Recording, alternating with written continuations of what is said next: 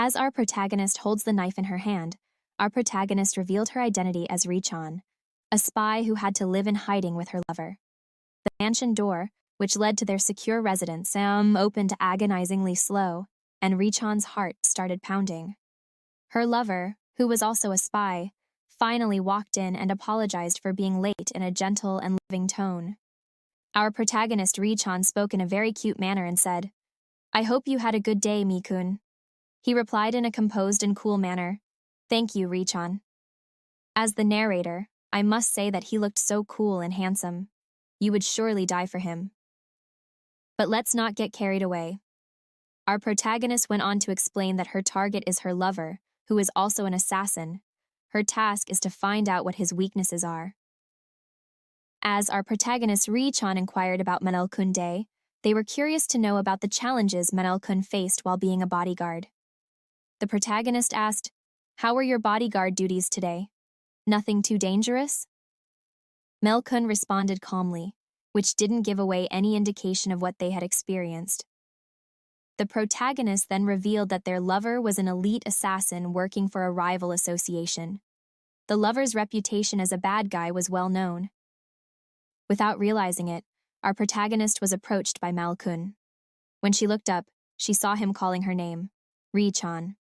However, our protagonist seemed saddened by his usual greeting and responded, "That's what you always say, Mikun." In her mind, she decided to challenge him and make him slip up. Curiosity got the best of her and she asked Manel-kun to tell her more about himself. Suddenly, he grabbed her, causing her to feel flustered and uncomfortable. It's important to note that this action was done without her consent. With a flustered expression, our protagonist attempted to say Manel-kun's name, but he quickly responded with, "You're also full of secrets." He told our protagonist that he knew about the truth.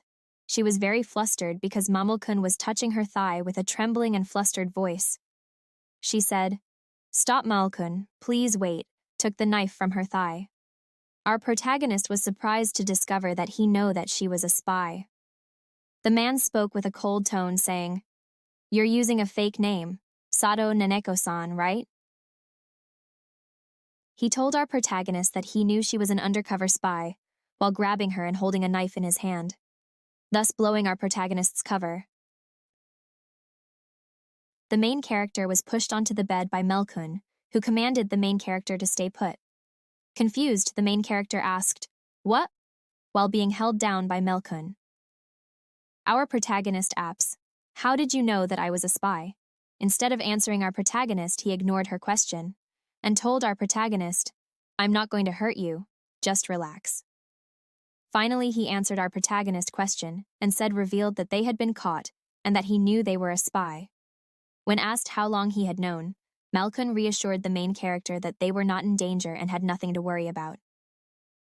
Our protagonist said, "This psychopath was toying with me all along and now he's decided to kill me?" Our protagonist thought in her mind that he knew about everything, but didn't do anything. Realizing this, our protagonist tried to escape from him, but he said, "Stop." In a chilling tone, he declared that there was no use in attempting escape. Our protagonist was seized and he covered her face with his hand, bidding our protagonist goodnight and urging her to surrender. The protagonist woke up. She found herself in the arms of the man who had held her captive. The captive greeted her kindly and asked, "Did you sleep well?" He greeted her kindly, asking if she had slept well. The protagonist, still groggy from sleep, was confused and disoriented. She kicked out in panic and the man asked her what was wrong. She responded with a confused, "Whew?" The protagonist then realized she was still alive and had been rescued. The man offered her coffee and placed his hand on her head, urging her to get up and follow him to the living room. The main character was concealing her true identity from her lover, but he eventually discovered that she was a spy. Lover, he didn't react negatively to this revelation, and continues to refer to her by her fake name, despite knowing her real name. While lost in thought and tears, the main character was interrupted by her lover asking, "How does the main character prefers her coffee?" However, she was preoccupied with the fact that her partner now knows her true identity, and what that could mean for her. She couldn't help but worry that he now knows who she really is. The main character believed that he'd uncovered her true identity and was considering killing her. However, that was not the case. Instead, he surprised her by making a delicious meal. The protagonist was pleased that he didn't have to murder her, and the meal was not only visually appealing but also tasted great. He's actually pretty good looking, but she pretends that she doesn't care. If he thinks he can win her over with food, he's mistaken. However, she thought it was very good anyway. Our protagonist was wondering why he wasn't eating. Was he empty or full of water? In any case, why was he making me eat? He doesn't want to poison me. As our protagonist pondered, she couldn't help but wonder how an assassin could be such a perfect boyfriend. Her thoughts were interrupted by a sudden craving for French toast with a scoop of Haagen-Dazs vanilla ice cream for dessert. However, she was taken aback when her boyfriend, who she referred to as Mi-kun, she couldn't help ask if he was hiding any cooking skills from her. To her surprise, he admitted to having some and even delivered French toast to her. Despite feeling angry, she couldn't deny how delicious it was. The protagonist was furious to discover that she and her boyfriend pretending to be a couple with completely fake identities. Wait, so you're saying...